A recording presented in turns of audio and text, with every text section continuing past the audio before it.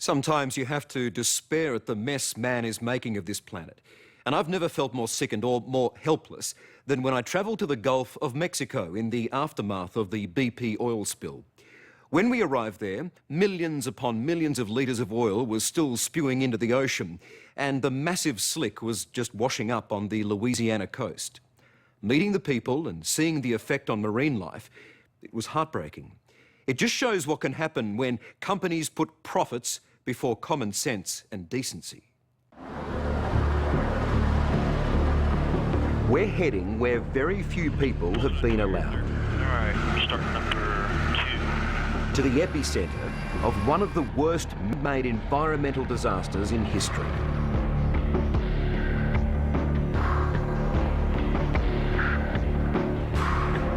The US Coast Guard has given us exclusive access.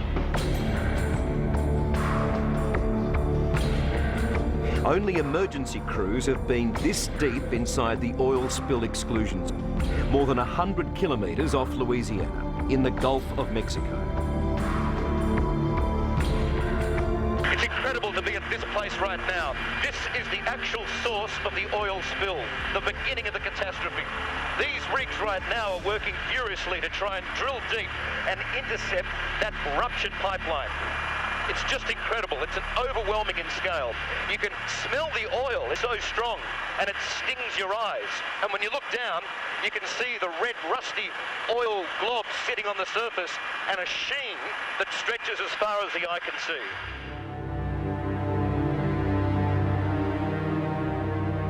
Out here, the sheer scale of the catastrophe is overwhelming.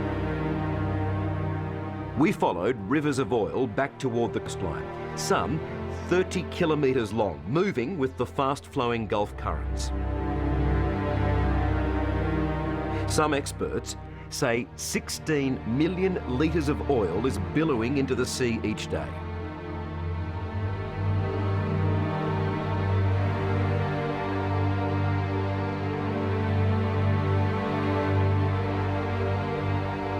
When you get down onto the surface and you get up close to this oil slick, you see just what a crisis it is. Let me take a sample and try and show you. Oh, that is pure crude oil. It's toxic sludge and it has the consistency of thick, melted tar.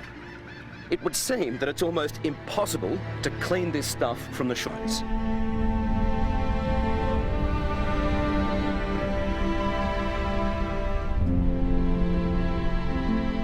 On shore, it's been a slow-motion disaster, and only this past week have the first waves of oil hit the mainland, with all their terrible consequences. Sea life has been devastated. Birds and fish are dying over a wide area. Can they fix it? Maybe in 30 years. Good luck. They've murdered the Gulf. Kendra Arneson is one of thousands of locals whose lives face ruin. Okay, jump on. Why don't you show me on board? Yeah, come on. Her family has fished these waters for 2 decades. Now, shrimping boat lies idle. More than 22,000 square kilometres of America's most fertile fishing grounds have been closed. But it's a way of life that's been ruined. It is a way of life that's been ruined. They've killed a food source. Great, the Gulf produces the best tasting seafood you'll ever eat. Used to. Well, used to, yeah. You hit the nail on the head. Used to, once upon a time. I guess it'll be something in history. That's sad. That's heartbreaking. It's disgusting.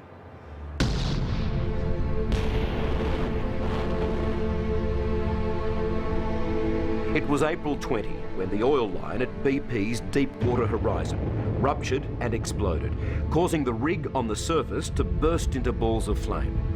11 workers were killed, 17 injured.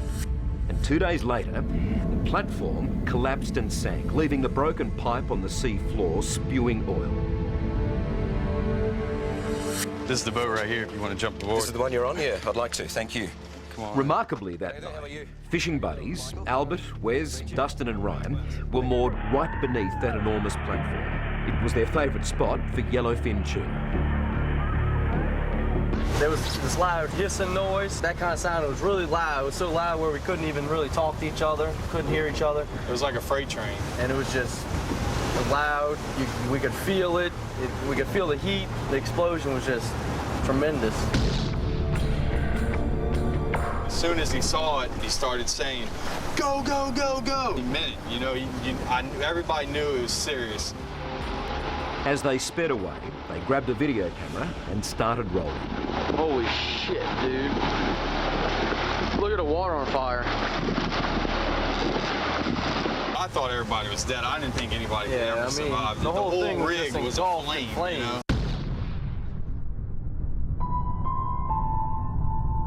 Incredibly, 115 rig workers did survive. Among them, Chief Electronics Technician Mike Williams, in charge of the rig's computers and electrical systems. I heard this awful hissing noise, this whoosh, and at the height of the hiss, a huge explosion. It just take your breath away type explosions, shake your body to the core explosions. Take your vision away from the percussion of the explosion. It was chaos. All safety procedures went to hell. The lifeboats had been launched, leaving Mike and many others behind. He made a split-second decision to jump from the burning 10-story rig. I remember closing my eyes and saying a prayer and asking God to tell my wife, little girl, that Daddy did everything he could. I made those 3 steps. I pushed off into the rig. And I fell for what seemed like forever. A lot of things go through your mind.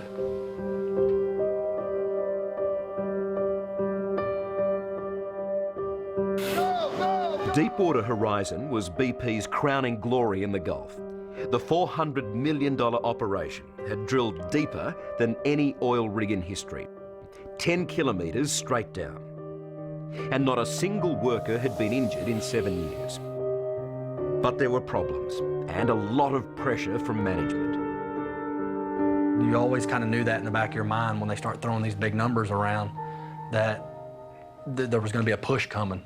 You know, a push to pick up production, pick up the pace. Critically, 3 weeks before the explosion, a crewman's mistake damaged a crucial safety seal on a device known as the blowout preventer, designed to stop an explosion. The problem was discussed at a safety meeting on board Deepwater Horizon. Mike Williams says the rig's owner, Transocean, suggested a temporary shutdown. But BP, which owns the oil, demanded drilling continue. I had the BP company man sitting directly beside me, and he literally perked up and said, well, my process is different, and I think we're going to do it this way. So there was sort of a chest bumping kind of deal. The communication seemed to really break down as to who was ultimately in charge.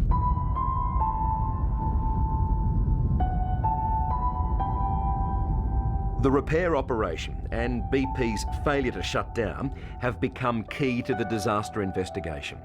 But meanwhile, live cameras on the ocean floor show the ferocity of the ongoing leak.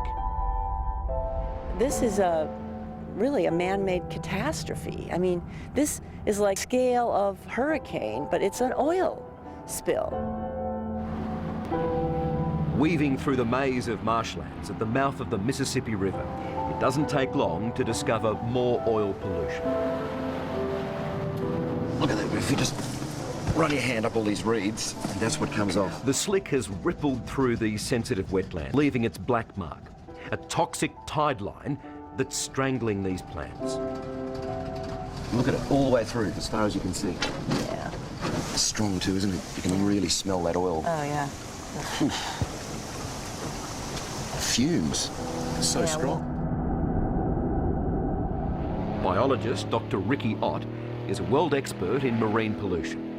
We have our priorities kind of wrong in this country, and we were left wondering who rules. Is it we, the people, or is it we, the corporation? the American public says no. No more dead dolphins, no more dead sea turtles, no more sick people, no more cultures destroyed. Enough already of oil.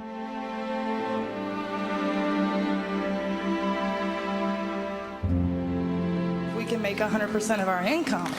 That has nothing to do with the federal government. This community is certainly saying enough. Kendra Arneson has become a crusader, the Erin Brockovich of Venice, Louisiana, a straight-talking Southerner, not afraid to stand up to big oil and big government. Everything is dying. It's either dying or dead. They can't fix this. Everybody, we got to get out of this pissing match and get everybody on the same page. If that doesn't happen, this is going to affect the entire world.